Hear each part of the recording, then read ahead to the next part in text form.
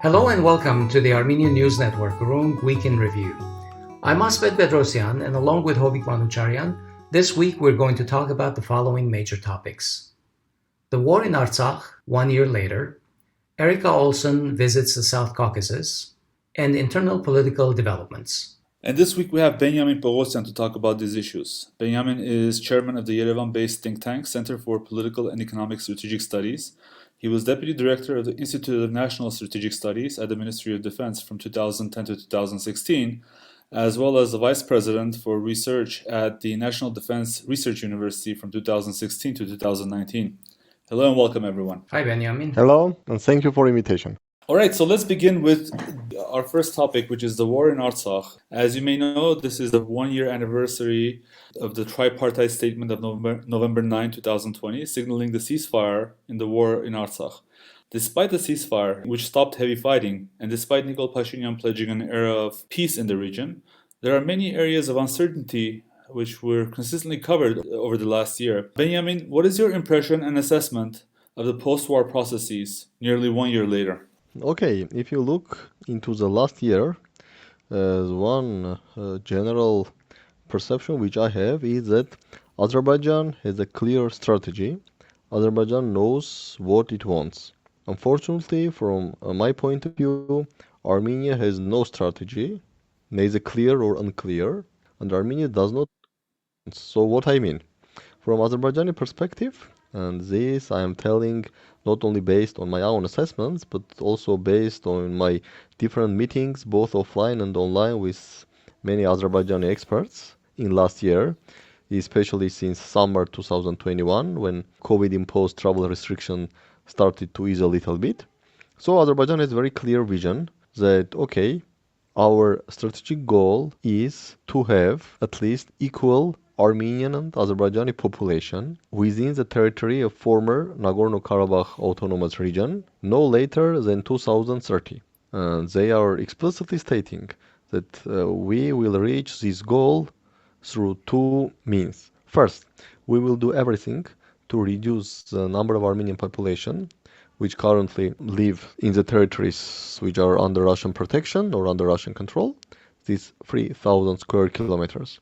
This is a first pillar of that strategy, and okay, they are ready to do that by organizing several provocations, organizing killings. Like just a month ago, they killed a 55-year-old tractor driver, and just today, near Shushi, they killed one 22-year-old Armenian. So they will do everything to decrease the number of Armenians living in Artsakh, to tell them that your future And both of those incidents happened in front of the Russian peacekeepers. Yes, both happened in front of Russian peacekeepers. In the case of the tractor driver, even there is information that the Russian peacekeeper was inside that tractor, even not like it Right. was maybe some 1 meter only next to this 55-year-old tractor driver. So this is one pillar of Azerbaijan's strategy, decrease number of Armenian population in Artsakh. Second pillar of Azerbaijani strategy, to deploy as many Azerbaijanis as possible in Shushi, in entire Hadrut region, and in some villages of Martakert, Martun, and Askeran regions. So from Azerbaijani perspective, no later than 2030, 9 years from now, and if possible even earlier, they believe that the number of Armenian population will decrease to approximately 40-45,000 people in Russian-controlled or Russian-protected areas from current 90,000, while they have clear plans to have at least 25,000 Azerbaijani population in Shushi no later than 2030, and another 20,000 Azerbaijani population in entire Hadrut region, both city Hadrut and surrounding villages. So if in 2030 we will have 45,000 Armenians and 45,000 Azerbaijani population within the territories of former Nagorno-Karabakh Autonomous Region, in that case, even if US, France and Russia or Minsk group still will claim that okay, conflict has not been solved, that there is an issue of self-determination or status of Nagorno-Karabakh, and etc., then Azerbaijan may simply say, okay, do you want to fix the status of Nagorno-Karabakh within former Nagorno-Karabakh autonomous region? You want to do it by expression of will, or by referendum. Okay, let's organize referendum.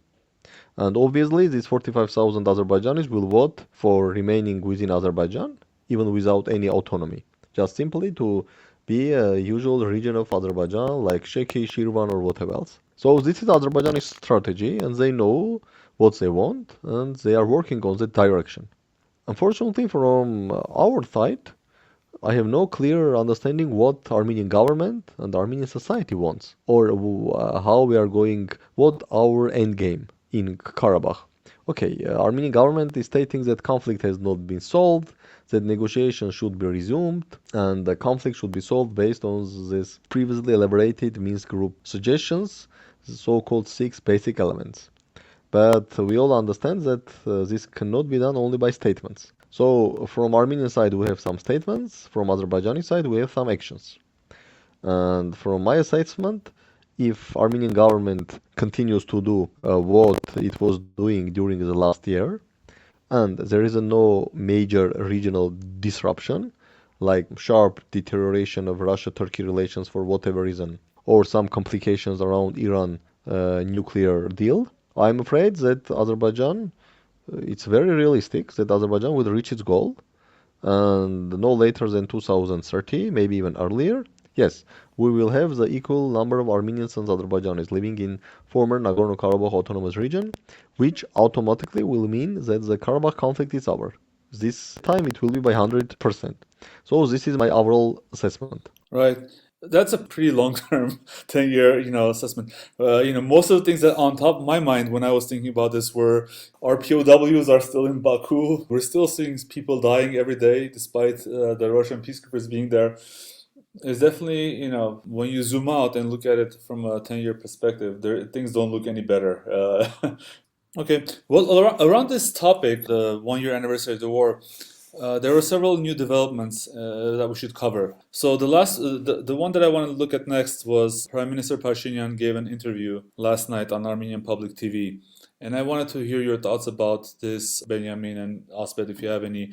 Some things that resonated with me or sort of that I took note from the interview was point 9 of the statement, where Pashinyan seemed to indicate that Armenia is looking at opening the communication routes, but it is not in a hurry to build new roads. Whereas I think Azerbaijan wants a completely new road to connect Azerbaijan proper with Nakhichevan.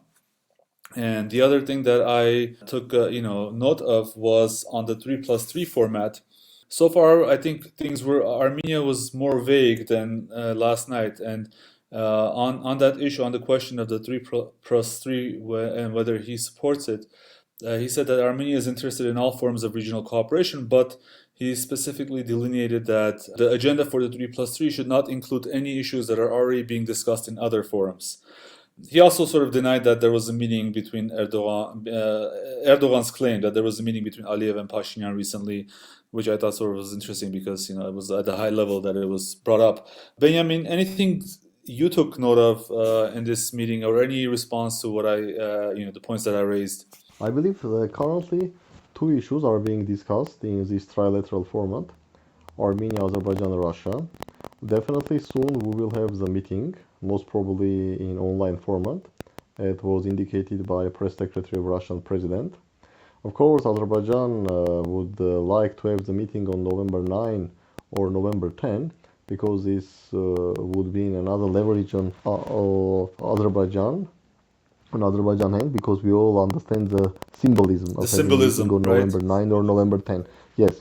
Hopefully our government will reject this, but at the end of the day, besides symbolism, there is also the essence and content. So, of course, better not to have the meeting on November 9 or November 10, but again, definitely we are going to have the meeting, and my understanding is that we will have the meeting sooner than later, at least no later than end of November 2021. And my understanding is that two issues are being discussed here, or two documents, maybe two statements. First, it will be the statement to start the delimitation and demarcation of Armenia-Azerbaijan border. And here, my main concern is that in this statement or in this document, maybe there will be some mentions about principles and about some maps based on which the process will start. And if there will be a mention about any Soviet maps, By the way, regardless, it will be the Soviet maps of early Soviet period like 1920s or late Soviet period like 1970s or even 1980s. Regardless of this time period, any Soviet map starting from December 1922, when Soviet Union was established, any Soviet map will clearly indicate that Nagorno-Karabakh Autonomous Region was part of Soviet Azerbaijan. The region itself was formed in July 1923, which means that if there will be statement to start the delimitation and demarcation based on any Soviet map, and if in this same statement there will be no clear or explicit statement by Armenia that despite Armenia agrees that delimitation and demarcation will start based on some Soviet maps, but Artsakh is not going to be part of Azerbaijan, and second, what Armenia understand under Artsakh.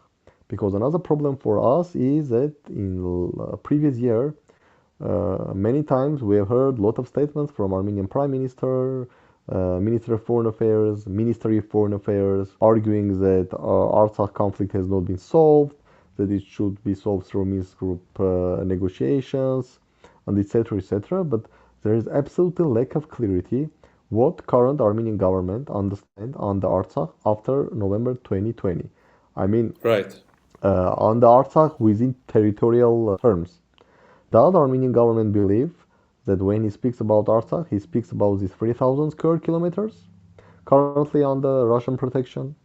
Or it speaks about Nagorno-Karabakh Autonomous Region, 4,400 square kilometers? Or it understands something else? So if in this statement on demarcation and delimitation, which most probably will have some indications that sides are going to use some Soviet maps as a basic for this process to start, if there will be no clear mention by Armenia that first, despite the fact that we agree that the process will start based on Soviet maps, Artsakh is not going to be a part of Azerbaijan, and second, we believe that Artsakh, for example, is, by speaking about Artsakh, we understand former Nagorno-Karabakh Autonomous Region, and then we believe that this 1,400 square kilometer of that territory currently under Azerbaijani control are Azerbaijani occupied territories, and they should be returned. Benjamin, specifically, you're referring to the Hadrut area? Yes, I am specifically referring to city of Shushi, two villages near Shushi, entire Hadrut region, Right. at least two villages in Martakert region, Talish and Mataghis, and several villages in Asbed and Martuni regions. What about Shahumyan? Yes, I was going to ask exactly that too. Yes, Shahumyan was not part of Nagorno-Karabakh Autonomous Region in 1988.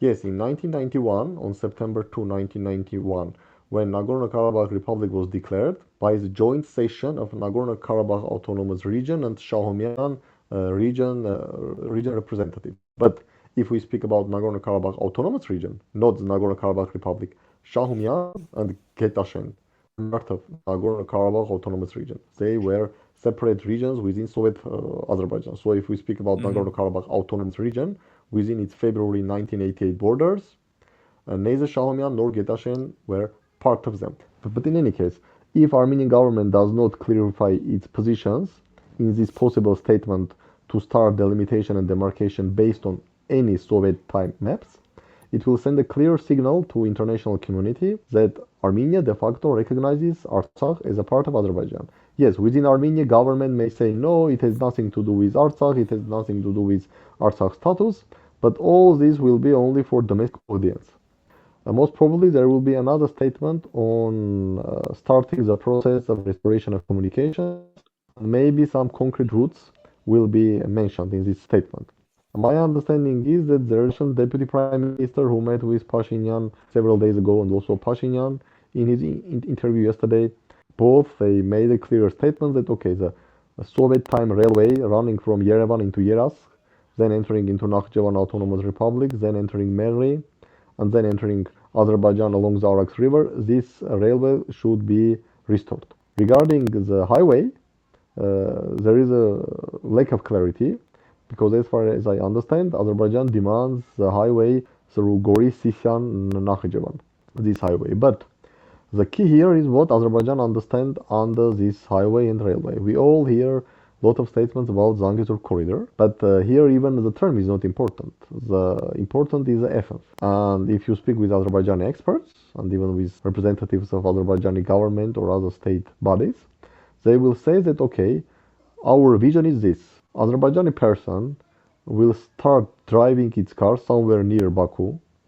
Then he will come, he will pass Armenia-Azerbaijan border, will enter Syunik province. Then he will pass Syunik-Nakhchivan Autonomous Republic border and will end the journey somewhere in the city of Ordubador, Nakhchivan. And during this entire route, there should be no passport control, customs control, border control. And same from Azerbaijani vision applies for railway transportation. They say, okay, Azerbaijani citizens should take a railway in Baku, and then he should leave the train in Nakhchivan.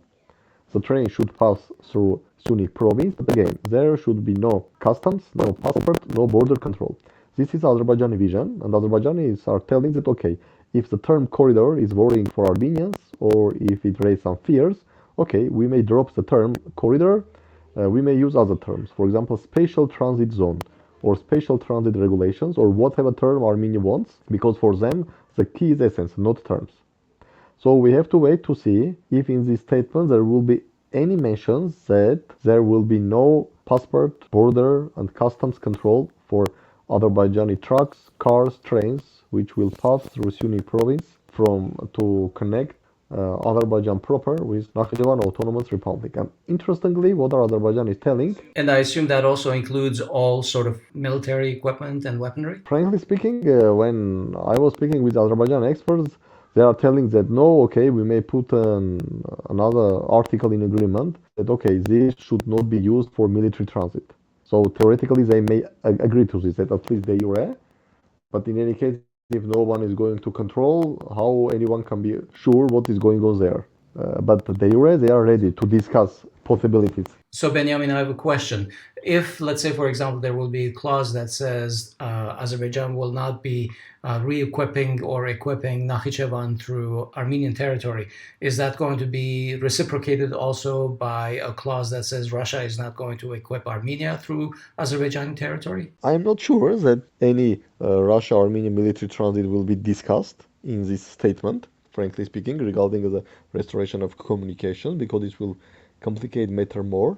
And I don't think that Russia will allow this to happen, and I'm not sure that Azerbaijan is even interested to this, because their main goal is to receive access to Nakhichevan again without border, passport, and customs control. Okay. And what is interestingly, Azerbaijanis are blackmailing us de facto, because they are telling, look, your government recognizes that 21 kilometer of Goris-Kapan highway is Azerbaijani territory. And they are mentioning statement by Prime Minister Pashinyan and statement of other governmental ministers who agreed that, okay, this 21 kilometer of Goris-Kapan highway is Azerbaijani territory. And Azerbaijanis are telling, look, now you are using 21 kilometer of Azerbaijani territory to connect point A in Armenia with point B in Armenia. Point A is Goris, point B is Kapan. So you are passing through Azerbaijani territory without any border, passport, or customs control. So from Azerbaijani point of view, they already granted us such a possibility to use Azerbaijani territory, in particular this 21 kilometer section of Goris-Kapan highway, to pass from one Armenian city to another Armenian city without any border, passport, and customs control, traveling through Azerbaijani territory. So they are telling, okay, if you are using this 21 kilometer of highway, we just want to have the equal opportunity to use, for example, 35 kilometer of highway to pass through Syunik province and to enter Nakhchivan Autonomous Republic again without these three type of controls. So I have one question. I actually have two questions. Would the alternative road that Armenia is building to bypass the Goris-Kapan, hopefully that will come online soon and that'll be in the same capacity as the Goris-Kapan highway, would that then sort of reduce the Azerbaijan's talking point in terms of having parity between the so-called Zangezur corridor they want and any sovereignty on it? And also the other question that I have is that earlier in the week, I believe the Secretary of National Security, Armen Grigoryan, also had an interview, and I believe both the foreign minister and even Pashinyan himself have said that they all favor Armenia retaining complete sovereignty over the roads that it has. So what you're describing, though, is a case, at least I interpret it as compromise sovereignty over those regions, and both on the train, as you mentioned, on the railway and the automobile communication. So should we assume that there's going to be some kind of compromise sovereignty, or who's saying the truth here? Or maybe, is that maybe what the disagreement is about? If you recall from our conversation a couple of weeks ago with Ruben Galician, if the maps from the 20s are used, I believe that entire road falls within the Republic of Armenia. That's what I recall from the maps. Yes, you are absolutely right, because if you look into these maps in 1920s, the map of so-called under federation, because from late 1922 when Soviet Union established until I believe 1936, Armenia, Azerbaijan, and Georgia were part of this Transcaucasian Federation, and they were not direct members of Soviet Union. But in any case, yes, if you look into the maps of 1920s, the Soviet Armenian territory was approximately more by 1,500 square kilometer than comparing with the Soviet Armenian territory in 1980s. More than 1,000 square kilometer. I'm not sure about the exact number. It was 1,300 square or 1,500 square kilometer. But yes, if you compare Soviet Armenian territory in late 1980s with Soviet Armenian territory, which was part of Transcaucasian Federation in mid 1920s, yes, there is a difference of more than 1,000 square kilometer in favor of Soviet Armenia in early 1920s. But the problem for us is that even if, so I don't believe that Azerbaijan is going to agree on this, but even in these 1920s maps, yes, they say that, okay, Armenian territory should not be 29,700 square kilometer, but approximately 31,000 square kilometer. But again, Nagorno-Karabakh Autonomous Region was part of Soviet Azerbaijan. So in any case, if we agree to use any Soviet map as a base for delimitation and demarcation, we should clearly state that despite this fact, our position is Artsakh is not going to part of Azerbaijan, and then we should clarify what we understand on the term of Artsakh. Regarding this new alternative route, so-called Goris, Tatev, Aghvani, Kaban Highway, which is now functioning, it's not fully paved, but hopefully it will be fully paved no later than March 2022. Yes, if this road is fully functioning, then we may say to Azerbaijan that, okay, we don't need your so-called unrestricted access through your 21 kilometer of territory from Goris to Kapan. If you want, you can close the road, you can put a passport control, border control, customs control, do whatever you want, because we don't need this. And please don't demand from us the equal conditions for you to pass from Azerbaijan and Nakhchivan. But in that case, Azerbaijanis are telling that Azerbaijanis claim that in that case they may raise the issue of Lachin corridor, because from their perspective, they are telling that now they provided Armenia with two corridors. First with Lachin corridor, of course it's a different case because it connects Armenia with Nagorno-Karabakh, it's controlled by Russians. And the second corridor is so-called this 21 kilometer on Goris-Kapan highway. And theoretically, Azerbaijanis are telling that, okay, if this Goris-Kapan 21 kilometer highway will not work, because you will have alternative route and you simply may not use this road, then we may say that, okay, in that case, if you are traveling from Armenia to Nagorno-Karabakh, seeing only Russians, because we all know that only Russian peacekeepers have passport control along Goris-Stepanakert highway, they may say that theoretically as a compromise or as a not best case solution for us, but at least acceptable solution for us, we may agree that on this highway and railway, which will pass through Syunik and will connect Azerbaijan with Nakhchivan Autonomous Republic, we agree that, okay, Russians may control, but only Russians. So like again, we don't want to see any Armenians, but maybe we can agree to see Russians. in the same way as you see only Russians traveling from Goris to Stepanakert. I've also, of course, heard the statements by the Prime Minister about the 21 kilometers being as part of Azerbaijan. But is there anything written or signed that both sides have agreed to, or is it just a bunch of verbal agreements? No, there is a no document, and as far as I understand, there was an oral agreement between Pashinyan and President Aliyev, and according to this oral agreement, in mid-December 2020, Pashinyan ordered our troops to withdraw from 5 to 10 kilometers along entire Syunik province, and only after Armenian forces withdrawal, this 21-kilometer road passed under the Azerbaijani control. And interestingly, this withdrawal of Armenian forces was in clear rejection or violation of November 10 statement, because the first article of November 10 statement clearly stated that all forces should remain where they are on the moment of signing of agreement. And on November 10, 2020, Armenian forces and Armenian army was from 5 to 10 kilometers deeper from this Goris-Kapan highway. But again, in mid-December, based on oral agreement between Pashinyan and Aliyev, Pashinyan ordered our army units to withdraw back 5 to 10 kilometers, and thus this 21 kilometer of road passed under Azerbaijani control. And I believe several days ago in National Assembly, Pashinyan stated that he ordered this withdrawal, despite this withdrawal was not part of November 10 statement, to avoid another large-scale war between Azerbaijan and Armenia. Right. So he hinted that Aliyev blackmailed him or blackmailed Armenia or threatened Armenia that if you are not going to give us this part of this highway, we will start large-scale military operations against Armenia. Of course, it's very difficult to say that this was the right decision, because in any case, any large-scale military operations against the Republic of Armenia, it will be very complicated for Azerbaijan, because if there is large-scale military operations, I'm not speaking about incursion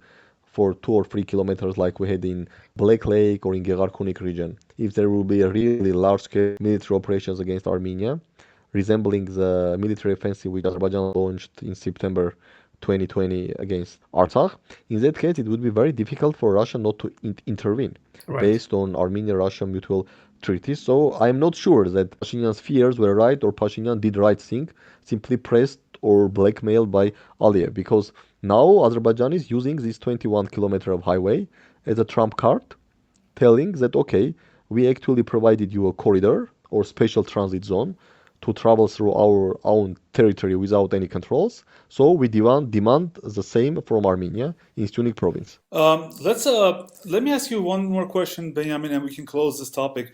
It's actually about the tripartite meeting. So earlier this week, I believe actually, or earlier last week, Peskov admitted that this week, I mean this week, that the week of this podcast, there will be a meeting, a video meeting between the three leaders. And what's interesting is that Pashinyan had denied, Armenia had denied, and Pashinyan himself denied that there is any agreement about this. And during his interview on public TV, Armenian public TV, he also said that, at this time there is no such plans.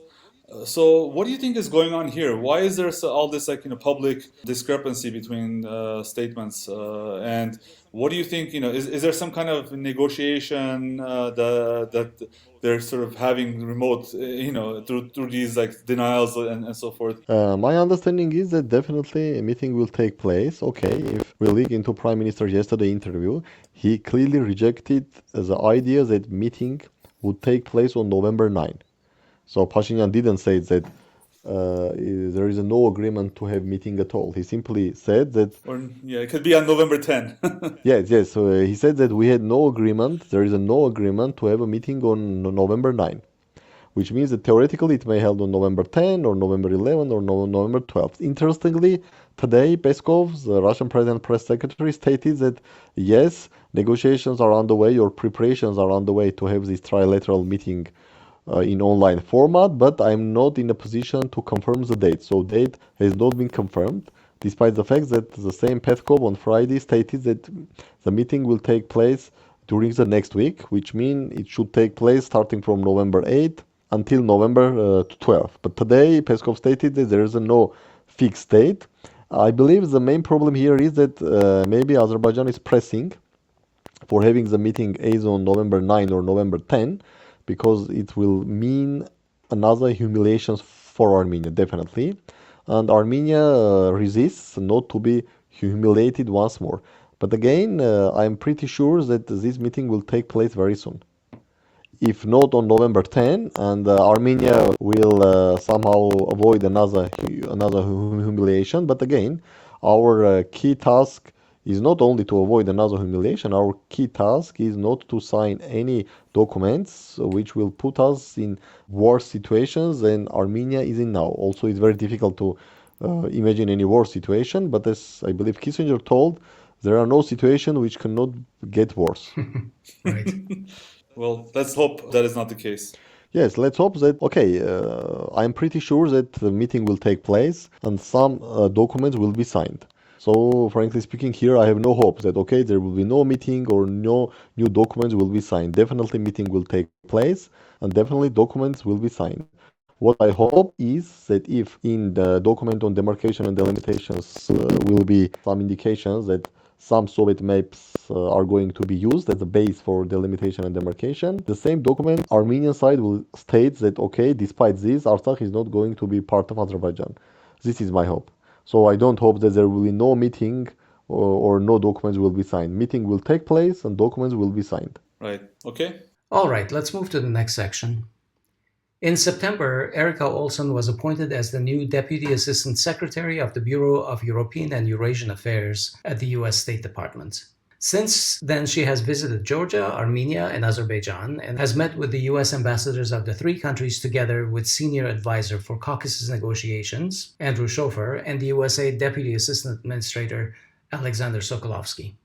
Benyamin, the U.S. is clearly reawakening from its foreign policy hibernation of the Trump years in the region. What do you think is the strategy that they're exploring for the South Caucasus, given that the realities since the second war in Artsakh have changed completely? My understanding is that, first of all, Americans were not happy that the preparation of war or the decision to start the war was made without their involvement. Right. This first, and definitely they were not happy to see that the statement of November 10 was prepared without any involvement of United States. And this is, by the way, regardless who is or who was the president, like Trump, Biden, or whatever else. So they are not happy on this, definitely. But from another point of view, I'm not in a position to state that, okay, now or after Trump took the office, there is a huge growth of US interest in South Caucasus. For example, in March, there were a lot of discussions that US will prepare and publish a new strategy for South Caucasus somewhere in May or June. I mean, May or June 2021. Now it's November 8, 2021, and we have no such a strategy published. And frankly speaking, there is a lack of clarity what the United States wants in this region given the last 2020 war.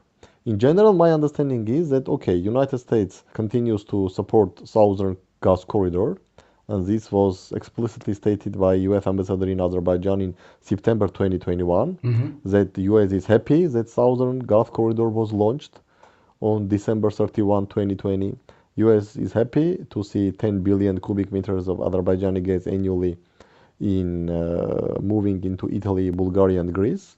And US will be happy to see the increase of Azerbaijani gas, increase the volume of Azerbaijani gas export to European Union from 10 billion per year to 20 billion per year until in the mid 2020. So this remains. Definitely, US still would like. Also, if I may bring in the fact that Azerbaijan and Turkmenistan signed an agreement to erase all of their disagreements about the Caspian Basin, so Turkmenistan's gas will also be going through the southern corridor. Frankly speaking, I'm not very sure because currently Turkmenistan exports almost its entire export available gas to China because back in 2009 they launched the so-called Central Asia-China gas pipeline.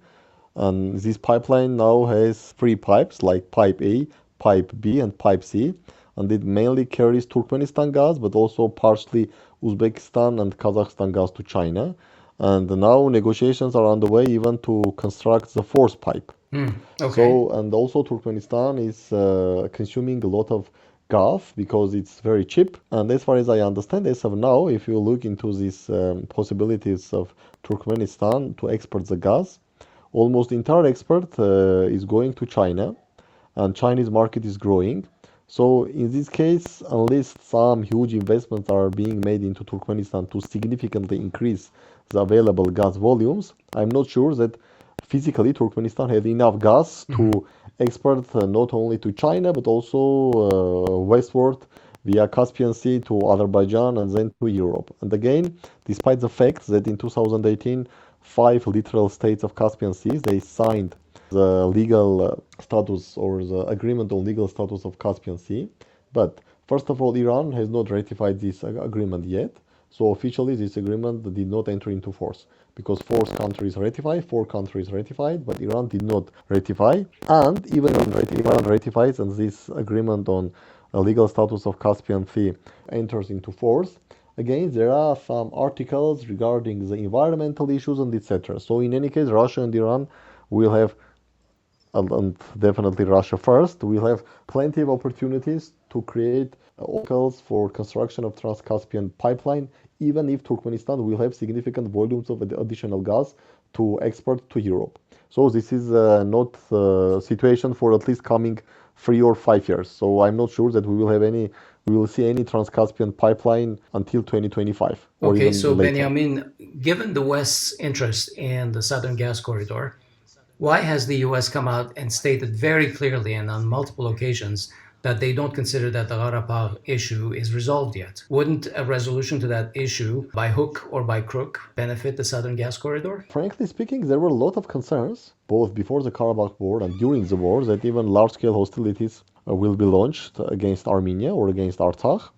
Armenia will use its military possibilities to target the Southern Gulf Corridor, because in any case, the Southern Gulf Corridor starts in Azerbaijan and it's run very close to Armenian borders and enters into Georgian territory. But reality proved that these fears were baseless because unfortunately Armenia Correct. was military crashed and we de facto almost lost Artsakh. And frankly speaking, we lost Artsakh because this 3,000 square kilometer of territory, now it has nothing to do with Armenia, frankly speaking. Let's be very clear.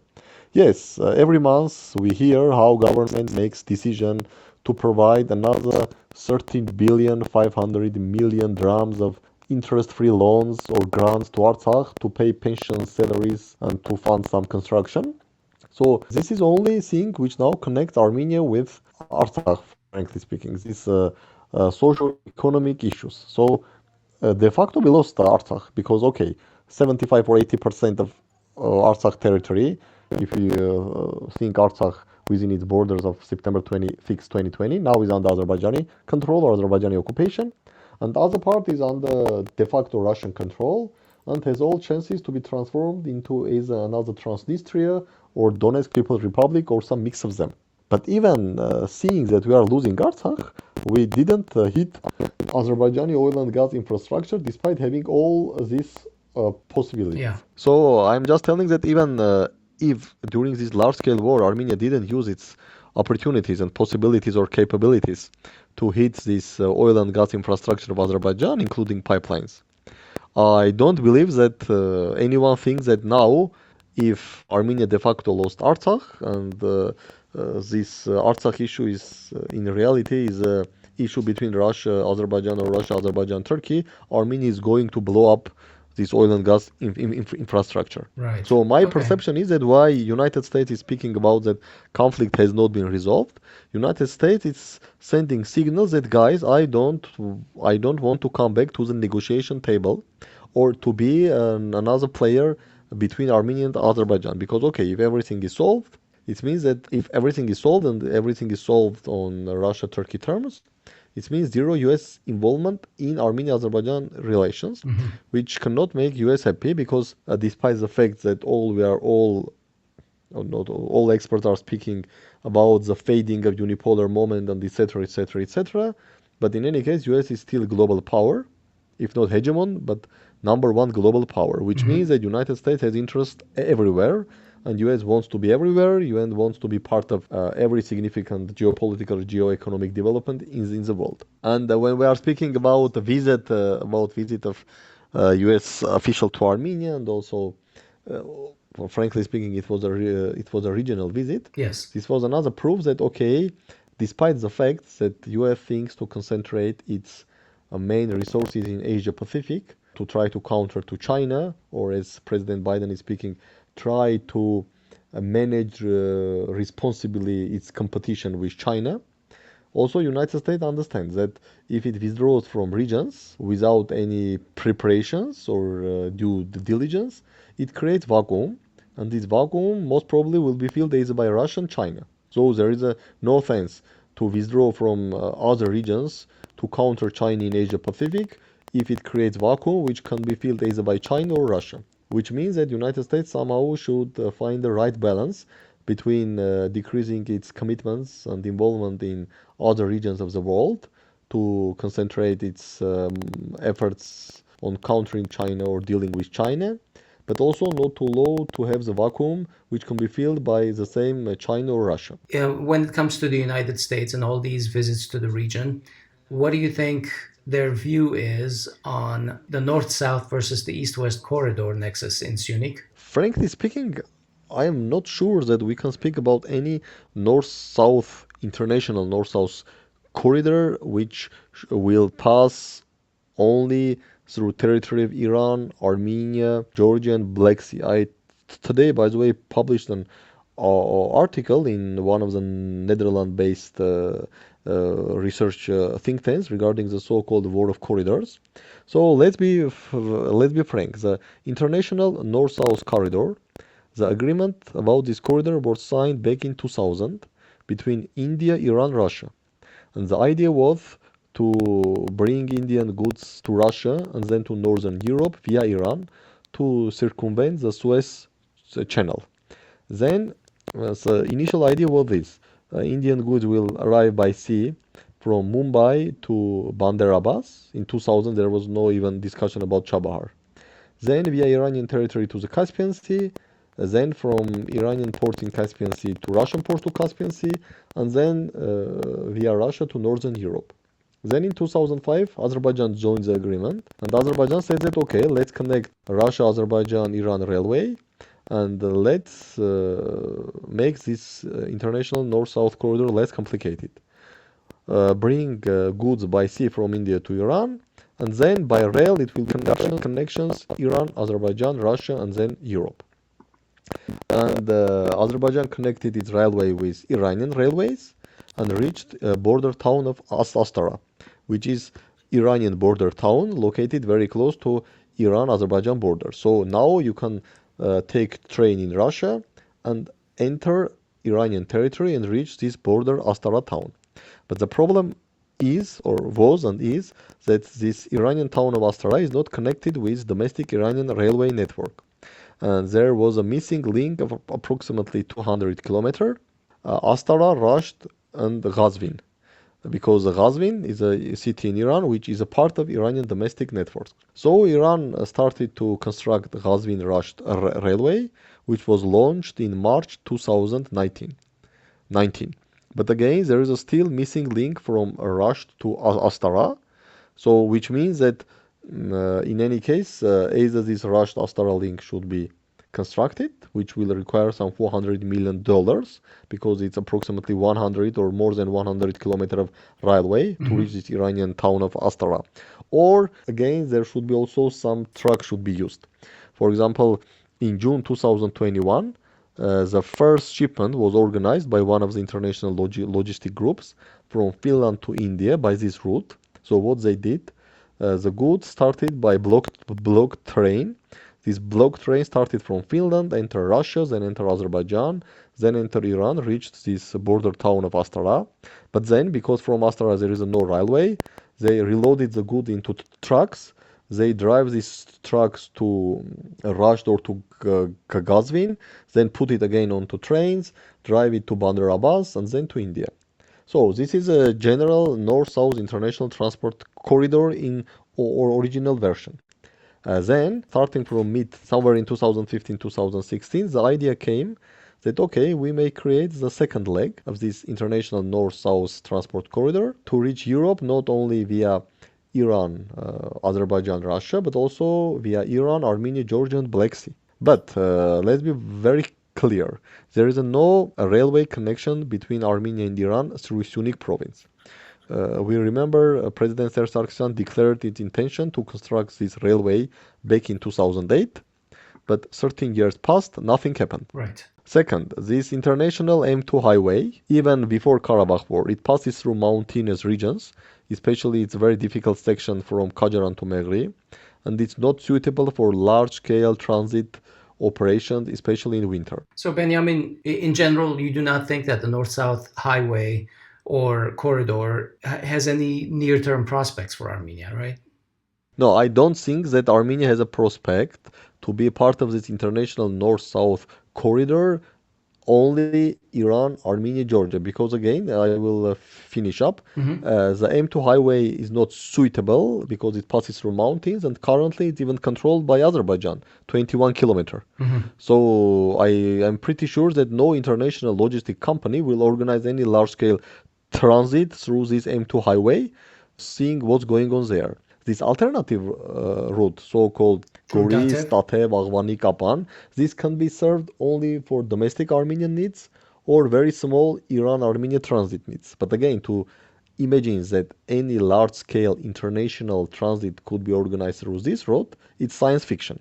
Yes, we all know that Armenia plans to construct entire new Armenian north-south highway through tunnels, bridges, and etc. to be connected with Armenia-Iran border. And in 2022, the Sisian-Kajaran section of construction will start through the loan by European Union, 600 million. But Armenia still needs to find money to construct Kajaran Armenia-Iran border section. And second, even if Armenia will find this money, and even both construction of both sections will start somewhere in late 2022, this construction will take minimum 6 to 7 years.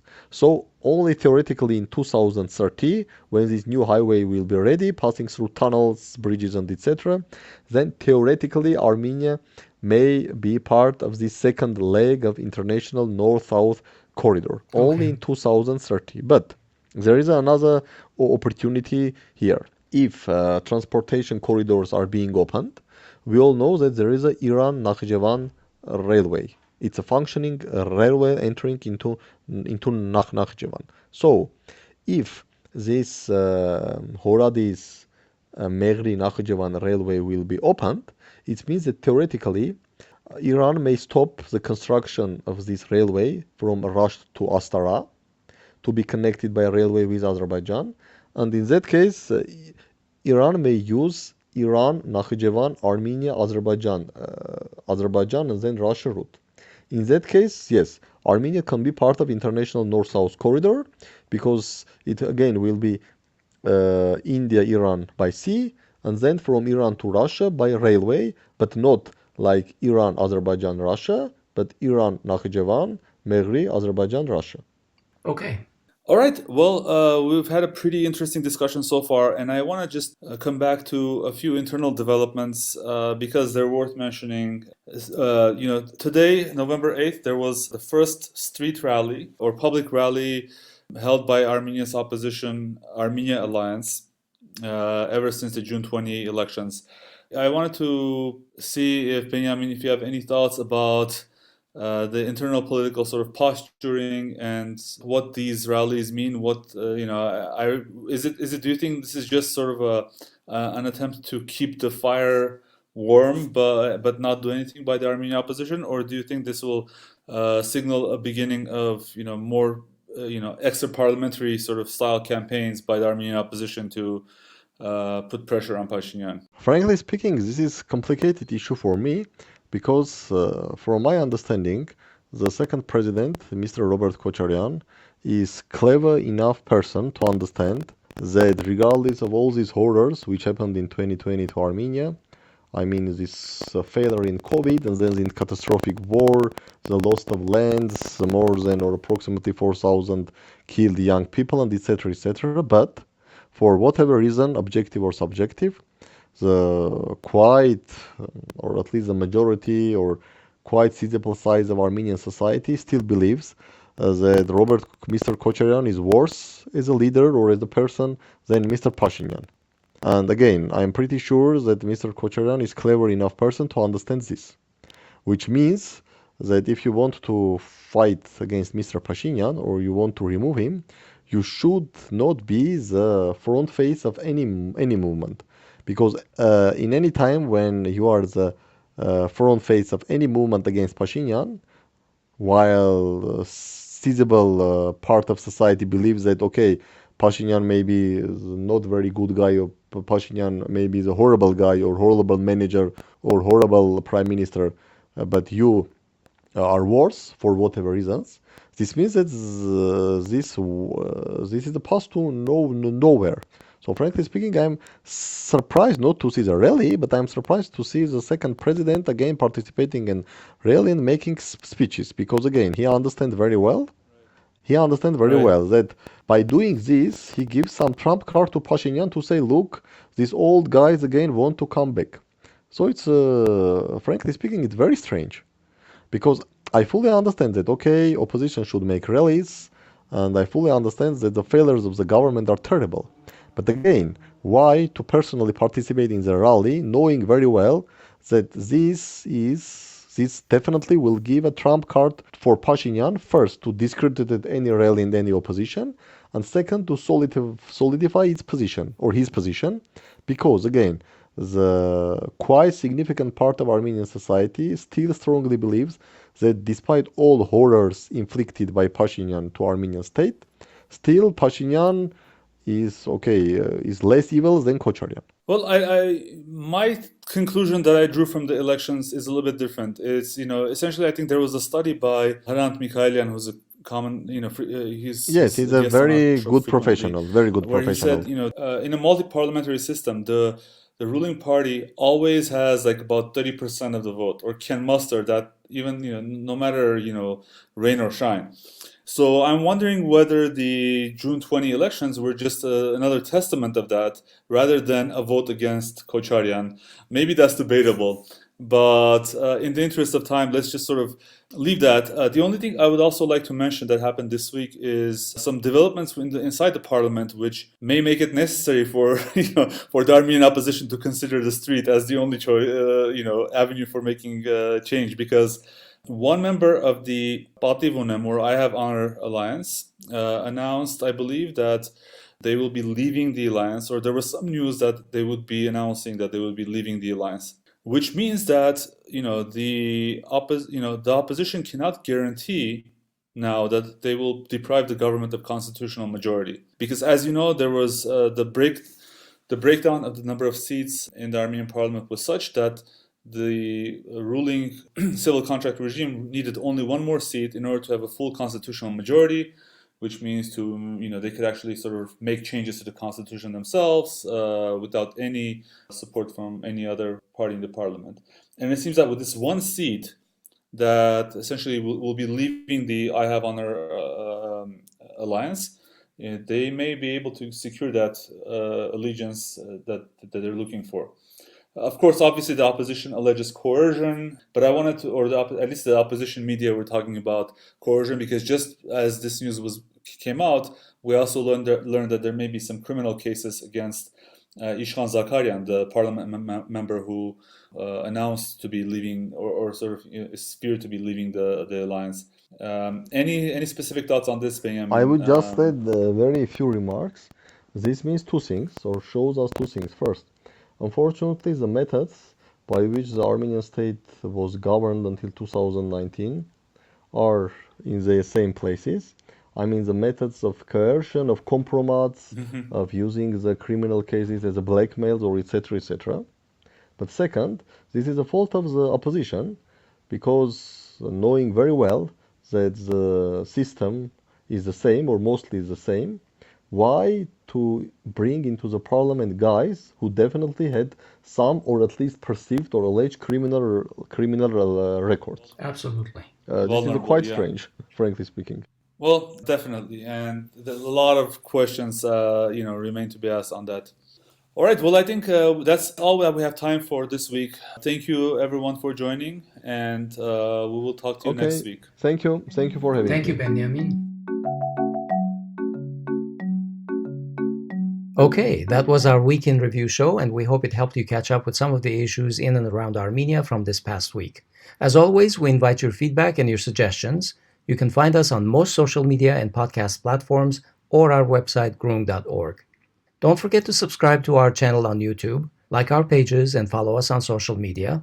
On behalf of everyone in this episode, we wish you a good week. Thanks for listening, and we'll talk to you next week.